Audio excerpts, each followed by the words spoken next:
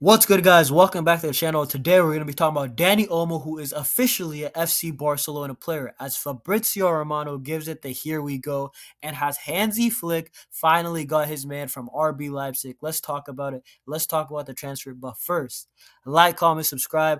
Road to 200 continues, so subscribe if you haven't, and let's get into it. So, Dani Olmo, this man, we got him from RB Leipzig. Let's talk about the price first. 55 million plus add-ons. Our first bid got rejected. I think it was 47 plus add-ons. Not too bad. By the way, if you haven't seen Alvarez, the deal is about to Atletico Madrid is about 95 plus add-ons. That's crazy. So Dani Olmo for this price, I would say it's pretty fair. And not only that, Dani Olmo, he's a good player. He played for RB Leipzig for a numerous amount of years. We know how he is. We've seen him in the Spanish national team starring with our boy Yamal, Nico, Rodri, even Pedri at times. And hey, Dani Olmo is a good player. Let's not get it twisted. I know that there's criticism, but it's not for that reason. Dani Olmo is a solid, good player. He is not a world beater, but I think he will be a starter at FC Barcelona, especially led by Flick. Not only that, Dani Olmo, in a way, is kind of a veteran because he's played in a numerous amount of UCL KO games, group stage games. In general, he knows that competition. He knows the UCL music, how it is, how it sounds like. And hey, I don't think he's gonna falter in the big occasion because we saw him in the Euro, the KO games, how good he was against Germany, also his banger against France. And hey, I don't think he's one to hope for. I think he's gonna bring it. I think he's gonna come here and hit the ground running. He's at a good age, 26. And hey, why did we bring Dani Olmo in? He brings goals from the midfield. We saw it at the Euros. Top scorer at the Euros. Not only that, he brings assists also. He can rack up assists too. We've seen it at Leipzig in many seasons too. But not only that, Dani Olmo, the biggest reason why I think he's here is because of Hansi Flick. And the reason why is because Spain, they play a possession brand of football. So does Barcelona. Not only that, RB Leipzig, they're one of the best pressing teams in the world. Not only that, in Germany and in the world, RB Leipzig know how to press. That Gegen press, they have it on lock. And A, Dani Olmo did it good at Leipzig. He knows how to press. And we've seen it at Spain. They pressed a bit more. And what does Hansi Flick do? He presses. He wants goals off of turnovers. But also, he also likes heavy, dominant possession if the team is sitting back. And Dani Olmo gives you the best of both worlds in that department. And let's talk about the strikers. I feel like the strikers were going to feed off of Dani Olmo with little flicks, little tricks, little dinks, through balls.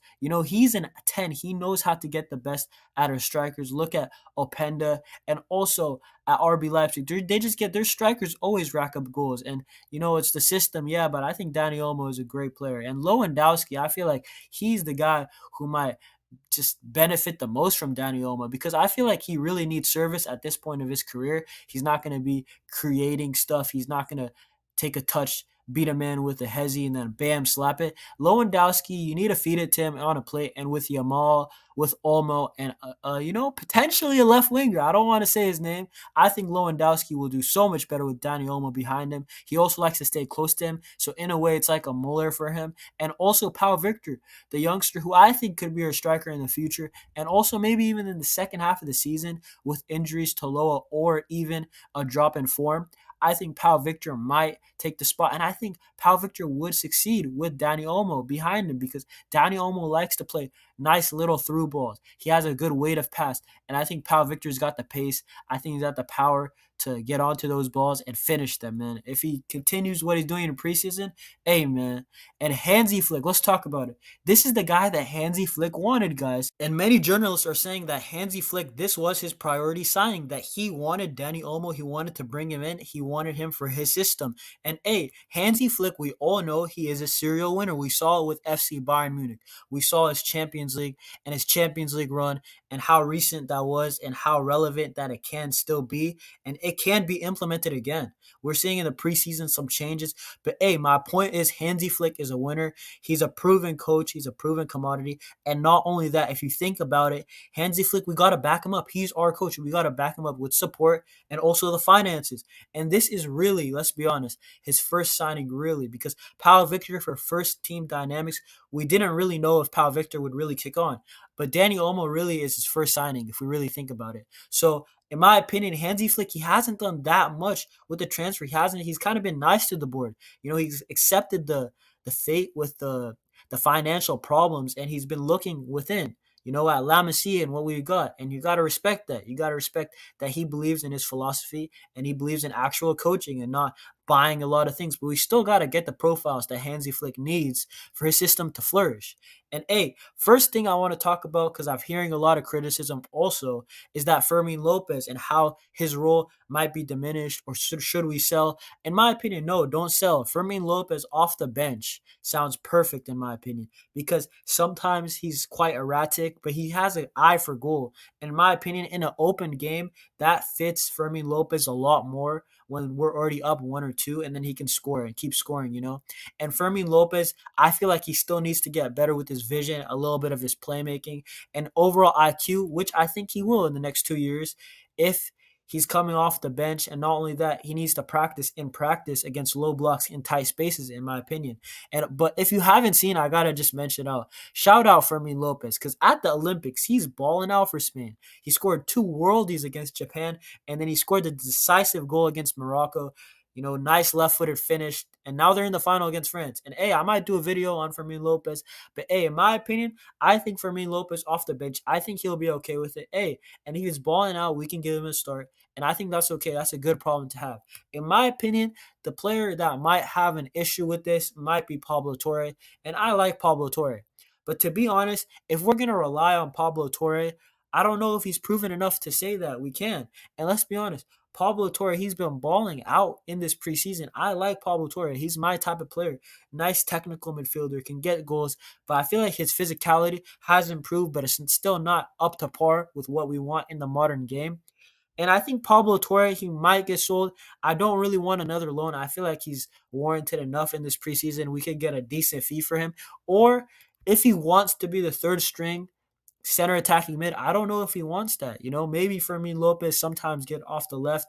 Maybe he fights for backup cam. But in my opinion, Pablo Torre will probably see his minutes diminish. And I think this is probably the biggest loss for us fans. But I think it's not too big because, let's be honest, Pablo Torre, he hasn't shown a whole lot to be like, yeah, this is a definite loss. So, hey man, it's tough luck, but we'll see. He might succeed still. Let's see how strong he is mentally and when given the opportunities by Hansi Flick. But hey guys, I wanted to inform you guys that training for Dani Olmo will start on Friday. Apparently, he's already traveled to Barcelona. And not only that, he will meet up with the group once they return from the USA tour. Of course, FC Barcelona. They have one more game against AC Milan. It might have already happened by the time you watch this video, depending where you are and when you watch. But also, Dani Olmo should be scheduled to see the squad, say hi to Hansi Flick and all his teammates. And he should be training by Friday, Saturday, Sunday, because Barcelona conclude their preseason against AS Monaco in the Juan Gamper match. And the Juan Gamper match is always a fun one. There's usually goals in it. It's always a great game. Last year, I think we had Tottenham, Lamine Yamal balled out. But it's going to be nice to see Dani Olmo and the rest of the Euro winners return. And also Koundé, who went pretty far in the Euros. But, hey, it's going to be nice seeing Olmo connect with Yamal, Pedri, everybody. And, hey, man, is Dani Olmo our last signing? Man, I'm not going to get too excited. But Dani Olmo, Nico Williams, I'm just throwing it out there, man. They had a good connection, too. Laporta, make it happen, man. That's all I'm going to say. But the Nico deal, quickly on it. Nico Williams, apparently the deal is still on standstill. He made a video with Bilbao saying he's going to be happy to continue their season. And by the way, Bilbao is the opener. Bilbao Getafe, I think, is the La Liga opener. So Nico Williams got to make his decision pretty quick for Athletic Club or Barcelona. We got to know. Hey, but I don't think this deal's over. A bunch of reports are saying the deal is over. And then there's a bunch saying that the deal is still on and it's going to be like a secret deal. I don't know yet. But, hey, I don't want to spread false information. Nico Williams, the deal could still happen. And I still think we need a ball winner. That's the thing for Flick. What I'm seeing in this preseason, we still need a ball winner. But, hey, Laporta, Deco, make it happen. Get a ball winner on loan. I don't even mind at this point. We need a ball winner for the next season. And not only that, Nico Williams, pull up to Barcelona. Deco, make it happen. Let's get it. Hey, like, comment, subscribe. If you enjoyed the video, hey, even if you didn't enjoy it, like, comment, subscribe. Hey, support the channel. Road to 200 continues. See you on the next one. Peace.